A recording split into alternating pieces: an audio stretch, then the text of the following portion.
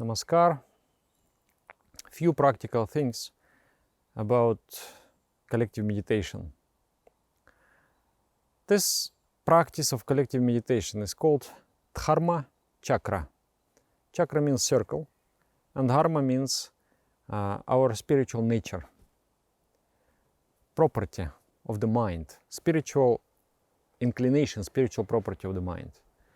So there are four spiritual instincts which we try to become aware of, and we try to cultivate them. So this Dharma Cakra is the circle of people, is the program where we want to become aware of our spirituality. What are the spiritual instincts? Number one is Vista, desire to expand the mind, expand the consciousness. That is done by removing heavy emotions, limited thoughts from the mind, and imbibing ideation of infinity. And when you do it alone is something, but when you do it together and you create the resonance, you create the special field of vibration, it becomes much easier and you can climb much higher altitude. It's incredible, actually. Sometimes just when I enter into place and I see people meditating, it inspires the desire to also sit and meditate. So it's very special. And then Rasa is a feeling of purpose, is the feeling of bliss, of love. When the wave of your mind, the wavelengths of the mind lengthens, expands, then the mind starts to coincide with the vibrations, with the frequencies of the divine. And then you experience it internally as happiness, as driving force, inspiration, sweetness, nectar. So that feeling of love divine and inspiration, it's our very important need. It's one instinct of ours. We need to experience that, to really feel that I am living a complete life. You know, now in the Instagram, people try to show that they live a complete life. But that's not complete life. That life is empty. The complete life, when you enjoy bliss inside. Another one is Seva, service to others. And the final one is Tadsthiti. Tadsthiti means establishment in that final altitude, in that divine consciousness. So Dharma Cakra is a program where we meet together for collective meditation to awaken and to become aware of all the spiritual needs and to cultivate them and to bring them to their fulfillment. So how to do this program that it really serves the purpose? Number one, we should accept a service attitude, not to become a consumer. We have been brought up as a consumers, not the givers, but the takers. So when we come for collective meditation, we also continue that attitude. I'm coming to take something for me, to get a charge of spiritual energy, but not to give. From that attitude, many frustration comes. I was talking to one brother of mine, and I asked him, are you doing collective meditation? He said, Dada, no. I was doing for some time, but I feel that my level of personal development is much higher than those people who are there. They are good people, nice spiritual people, but I'm, far advanced, much more advanced than them. I say it's okay, I'm very happy that you are reading books and you are striving, you are trying to do business and develop yourself. I'm very happy for that. And I'm sure that yes, maybe in the intellectual level you are ahead of others. But still you are selfish. You want to come and you want to take something. You don't want to give. If you have this attitude of service, you will never get frustrated. Because your desire was to give, not to take. So when you have the desire to give, you will never be frustrated. You will be able to give. Even you feel that people are not coinciding with your personality. They are not exactly the same as you would have friendship with. And then apart from that, maybe we are proud in many ways. Even if I develop one quality, I feel so proud. And then we tend to ignore the qualities of others. Maybe I have money, maybe I'm a businessman, maybe I'm an intellectual, but it doesn't mean that other people don't have the qualities. I may also see those qualities, and I may be affected by those qualities in a positive way. So it is important to have a collective of spiritual practitioners. So we have developed one kind of slogan, one kind of motto: attend Dharma Cakra not with empty hands. Don't go Dharma Cakra empty-handed. Means at least you bring your positive attitude. You bring your desire for sincere practice. Or maybe you clean the place of meditation. Or maybe you bring some flowers and decorate the place. Or maybe you play a very nice kirtan. Or maybe you read an inspiring svadhyaya or spiritual discourse.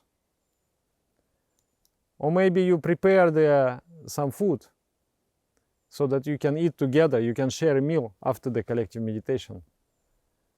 Or maybe you contribute some money to rent a place. So go there, not empty-handed. Feel that I'm going to bring something. This is a program which I care deeply about. If you care deeply about something, it will grow, it will become beautiful, it will become very sustaining, very nourishing for you. This is one thing. Another thing is that it should not be casual. It's like, oh, what's the time? Oh, it's already 4 o'clock. Today I still have to do collective meditation. It's not like that. It's not working like that. It should not be very casual. It should become the most important event of the week. In the morning you wake up already with the thought that today is Dharma Cakra. Today is the collective meditation. So let me today be in very, very spiritual feelings. Let me do my morning meditation very well. And let me whole day just remember the divine. So when I come, I will be fully ready for this great endeavor. We are all going to try very, very hard to achieve much higher stance than what we usually are. And then before you go, you take bath, put your best clothes, most beautiful clothes, very clean. When you go there, make sure that the place is very clean and then it is decorated. And when you do the practice is like this. We do half an hour kirtan, half an hour meditation. So during the practice, don't be just like a tourist sitting in the boat and somebody is, rowing the boat and you are just enjoying the landscape, like, oh, nice trees, oh, nice mountain, beautiful lake. You should not do like that. You should also row the boat. It means when you sing kirtan, with every mantra, you have your ideation. You try to feel it. You try to deepen your mind. The mind is just like a monkey. It goes in so many different directions. But you try to control that monkey. And you try to make this monkey work and produce spiritual energy. So when everybody is coming with this kind of attitude, that now we are going to perform the best meditation ever. Everyone has this kind of attitude. There will be very, very great spiritual vibration. In this great spiritual vibration, everyone is going to be elevated. Doesn't matter if the person intellectually developed, socially developed, spiritually, we're all same. Doesn't matter. We are black or white, educated, uneducated, we are male or female. It doesn't matter. Only sincerity matters. When you have this sincere desire to progress on the spiritual path, you attract the consciousness. The whole atmosphere becomes charged. Many people don't understand what it is. You transform the place you meditate into the place of power. In that place, your meditation practice is 30, 40, 50 times more fruitful than everywhere else. Because you collectively created that social machine of enlightenment. Extremely precious. Even if you have 4 or 5 practitioners in your city, consider you are yourself to be the most lucky person of the universe. Because you have already the machine of enlightenment. You can gather together and you can fly. But you will not fly if you are a consumer. Like my Dada, my meditation teacher, he would come to our city, and then when he would come out of the train, he was just like a sun, emanating energy. We feel that, we felt that, and we were very surprised, like, wow, how a man, how a person, just a mortal human being, can emanate that spiritual effulgence. So we discussed with each other, did you feel? Yeah, that is very powerful. And then when we let him go, after 3 days of the programs, he would just be an empty shell. We would put him in a train, he's like, okay. And when Dada would come, many people would come. And we asked them, why you are not coming normally for meditation? They say, no, we come to get charged by Dada. So there are like these spiritual consumers. They go, they visit all spiritual teachers, they go here and there, but they never themselves, they try to practice. This is not good. This is not good. That you create a karmic debt also by that. You should try. And 2-3 days is enough of sincere trying to create about yourself that energy that you can contribute to the collective. It is said that the hand of the giver will not be empty. It will not be empty. When you give, you will get 10 times more. There is a hose pipe. In that hose pipe, if you close here, even there is a pressure here, there will be no current of water. Or if you close here, there will not be current of water. You have to open both. So receiving and giving. And normally in our life, we are taking, we are not giving. Either we are doing business. Sometimes we take without giving, sometimes we give and take. But giving, we have not learned. So out of your entire week, can't you change your attitude for 2 hours? And at least 2 hours, transform yourself in a divine being. I'm not a consumer, I'm a giver. The divine beings, they don't take, they give only. So you become that. To enjoy the divine thought wave. To enjoy that peaceful and powerful current of consciousness, you have to become like God. Like God means you are service-oriented. You are not taking oriented. You are not consumer oriented. And you can never be frustrated. Because if you are frustrated, if you come with the expectation, oh, this person has to satisfy my intellectual needs, or this person has to be, a good example for me, doesn't matter for you anymore. You are coming there with your desire to give. And with that you invigorate and you awaken the environment.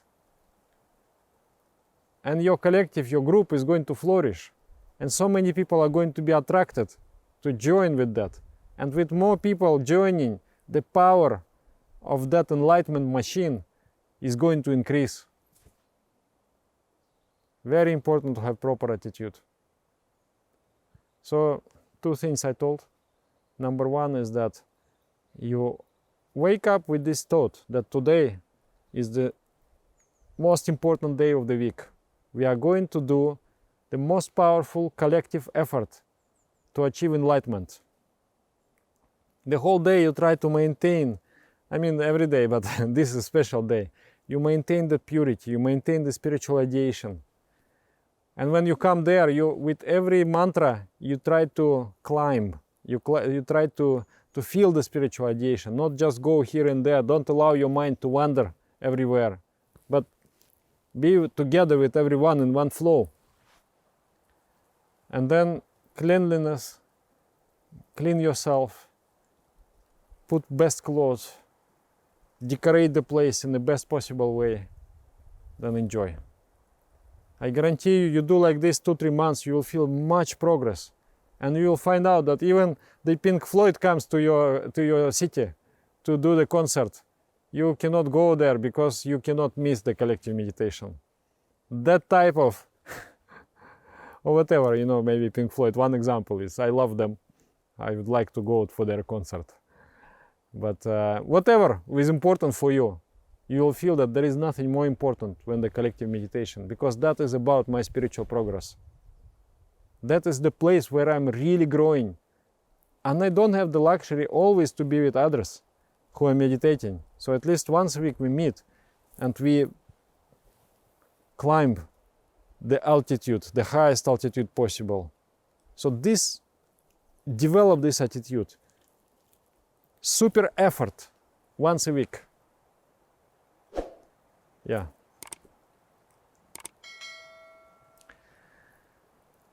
Thank you.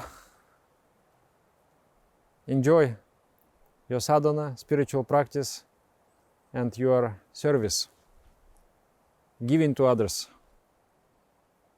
and your high states of mind. Namaskar.